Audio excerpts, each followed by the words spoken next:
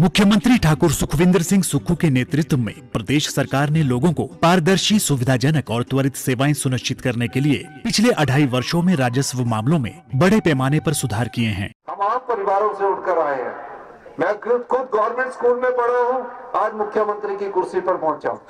मेरे माता जी गाँव में रहते हैं। मैं देखता था कि पटवारी के बार बार चक्कर लगाने पड़ते हैं और हमने फैसला किया कि महीने के 2 आखिरी दिनों में राजस्व अदालतें लगेगी। मैंने खुद मीटिंग ली, सब डिप्टी कमिश्नर्स के साथ मैंने वीडियो कॉन्फ्रेंसिंग के द्वारा मीटिंग ली और मैंने कहा कि आम आदमी को कोई परेशानी नहीं होनी चाहिए। इंतकाल अदालतें लगी, तकसीम अदालतें लगी, ये सरकार की गवर्नेंस की बात थी। अच्छे शासन के लिए अच्छे प्रशासन का होना जरूरी है। प्रदेश के इतिहास में पहली बार तहसील और उप तहसील स्तर पर विशेष इंतकाल अदालतों का आयोजन किया जा रहा है। इन विशेष अदालतों में अब तक लगभग 4,36,249 राजस्व मामलों का निपटारा किया गया है। इनके माध्यम से इंतकाल के 3,60,105, तकसीम के 22,592, निशानदेही के 39,835 और राजस्व त्रुटियों के 10,710 मामलों का समाधान किया गया है। यहाँ पर राजस्व लोक अदालत का जो आयोजन किया गया है, इसमें मेरा भी एक इंतकाल का काम था, तो जो बहुत जल्दी हो गया है। वैसे पहले हमें तहसील जाना पड़ता था, तो सारा दिन हमारा व्यस्त होता था, वहाँ पर लाइन में लगना पड़ता था।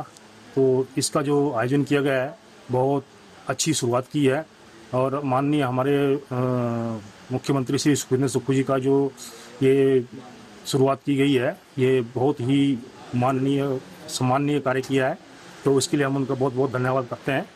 हमारे यहाँ करसोग में आज इंतकाल हुए हैं, मतलब अच्छी सुविधा के साथ हुए हैं। जो सरकार ने ये सुविधा मतलब दी है, बहुत इसका हम बहुत आभारी है, बहुत बहुत धन्यवाद करते हैं सरकार का।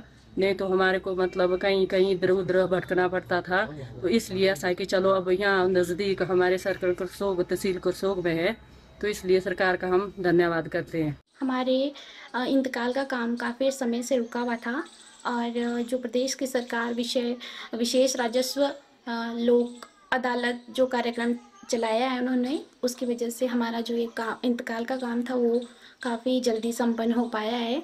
इसके लिए हम लोग प्रदेश की सरकार और माननीय मुख्यमंत्री जी का आभार प्रकट करते हैं। राजस्व विभाग ने पेपरलेस रजिस्ट्री प्रणाली भी शुरू की है, जिससे लोग किसी भी समय और कहीं से भी रजिस्ट्री तहसीलदार को आवेदन कर सकते हैं। इस सुविधा से आवेदक को केवल एक बार कार्यालय आने की आवश्यकता होगी। ई रोजनामचा की शुरुआत भी ई गवर्नेंस में एक महत्वपूर्ण कदम है। इससे पटवारी रोजमर्रा की गतिविधियों का रिकॉर्ड रखने के साथ साथ रिपोर्ट भरने में सक्षम होंगे। सरकार की ये डिजिटल पहल लोगों के बार बार सरकारी कार्यालय आने की जरूरत को कम करेगी। हिमाचल प्रदेश के राजस्व विभाग में एक महत्वपूर्ण और ऐतिहासिक फैसला हुआ है। पहली बार माननीय राजस्व मंत्री जी के नेतृत्व में एक कमेटी गठित हुई थी और हमने ये फैसला किया जब हमारी सरकार बनी थी कि पुराने ढर्रे से जो व्यवस्था चली आ रही है उसको बदलने की जरूरत है।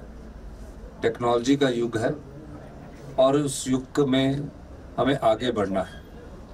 हमें बड़ी खुशी है कि 10 जिलों में माई डीड नाम से ऑनलाइन रजिस्ट्रेशन की शुरुआत कर दी गई। रजिस्ट्री करवाने के लिए गांव के लोग, किसान लोग, बागवान लोग बैठते थे और उनको रजिस्ट्री करवाने के लिए पूरा दिन बैठना पड़ता था। तो इस सब समस्याओं का निदान करने के लिए हमने माई डीड नाम की पेपरलेस रजिस्ट्री की शुरुआत की है। एक बड़ा ऐतिहासिक परिवर्तन है और 1 साल के भीतर आप देखोगे कि फेसलेस रजिस्ट्री घर बैठकर हो जाएगी। इस दिशा में हमारी सरकार ने एक महत्वपूर्ण बदलाव किया है और इससे लोगों को आने वाले पूरे प्रदेश में इस प्रकार की सुविधा मिलेगी।